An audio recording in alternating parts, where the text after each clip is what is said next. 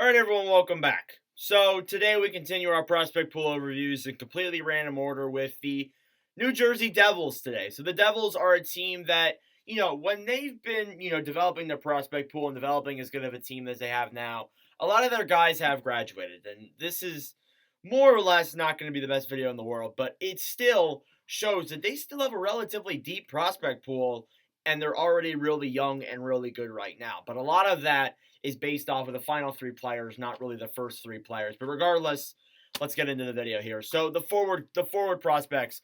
There isn't a lot of what am I saying? There isn't a lot of well-known ones out there.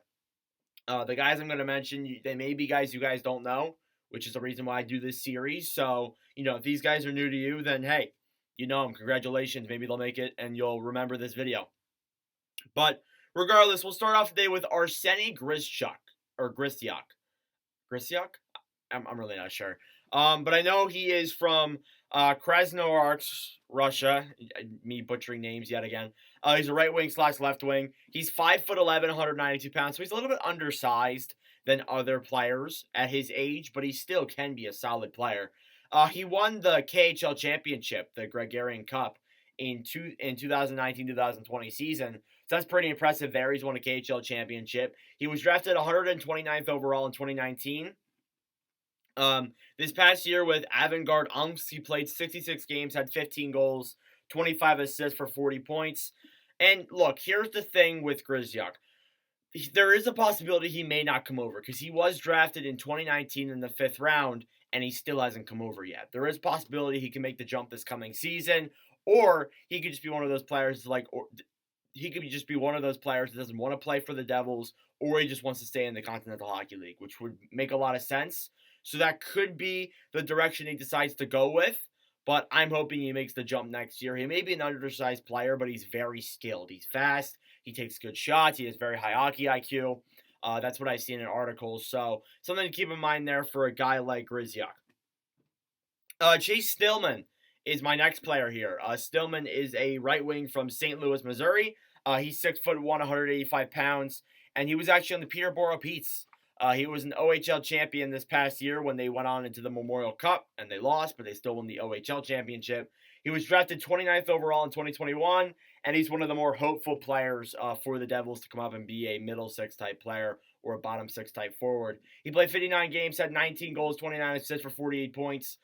With the Peterborough Petes, he's listed as a player who plays a pro-style type game and has a great competitive level. Now, and I read in this article too that there's some players that have high scoring, don't make it to the NHL, and there's some players that have mediocre or okay scoring, like Stillman, and still make it to the NHL. So Stillman, I think, could make it to the NHL this coming season, play with the New Jersey Devils. That is something I could see happening because I think he's too old to play on the Petes now.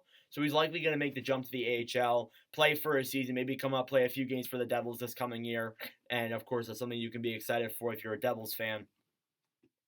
Besides numerous other things. Nolan Foote is my other forward prospect, and Nolan Foote actually is interesting because his NHL career could be in jeopardy. This season could be a make or break year for Nolan Foote. And he's still a prospect all these years later, which is just crazy to me. He's a left wing from Denver. He's 6'3", 201 pounds. He's a Lincoln Memorial Cup champ in 2017-2018.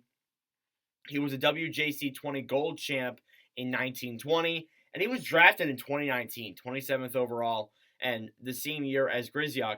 And he's played 19 games with the Devils over the past 3 seasons, but has never made that full adjustment or step in the NHL. With the Utica Comets this past year, though, he's been playing all right. He had 55 games played, 20 goals, 17 assists, 37 points.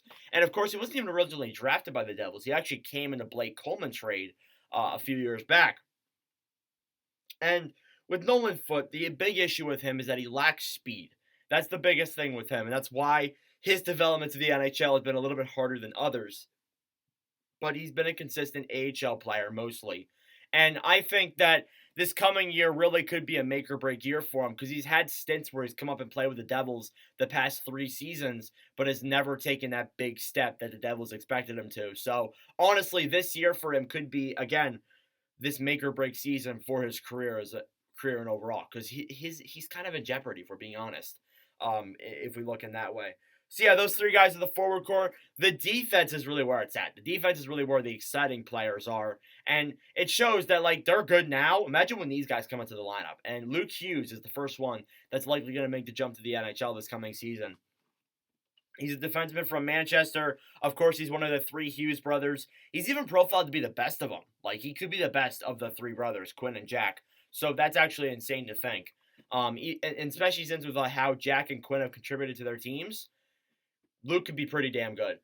He's 6'2", 283 pounds, a two-time NCAA B1G champion. So that means they made it to the Frozen Four. Not won the Frozen Four. They made it to the Frozen Four 2 consecutive years, last year and the year before. He was drafted 4th overall in 2021. I remember watching that draft. Jack Hughes was very happy that his brother got drafted to his team. And this past year, he did play games with the Devils and actually was a point per game. So that's pretty impressive, despite it being 2 games. And with the University of Michigan, sorry.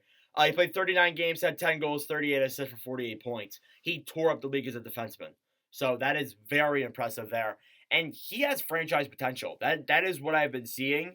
And saying that people think he has franchise upside, that's huge for a defenseman. And especially since he only played 2 games this past year, that's crazy to think that the Devils could only get better from here, like honestly. And seeing them be bad for so many years, and now seeing them have the opportunity to go far next season is huge for them. And they're a genuine cup contender, and I think they will win a cup in the next 5 years. Simon Nemec's the other defenseman that I have there, and Nemec was, of course, selected in last year's draft. He's a defenseman from Liptovsky Mikolas in Slovakia. He's 6'1", 190 pounds. He won Helenka Gretzky Silver in 21-22, so an impressive player there. Of course, as I mentioned, he was drafted 2nd overall in 2022. This past year with the Utica Comets, he played 65 games, had 12 goals, 22 assists, 34 points. I thought he made the jump to the NHL, but I guess he didn't.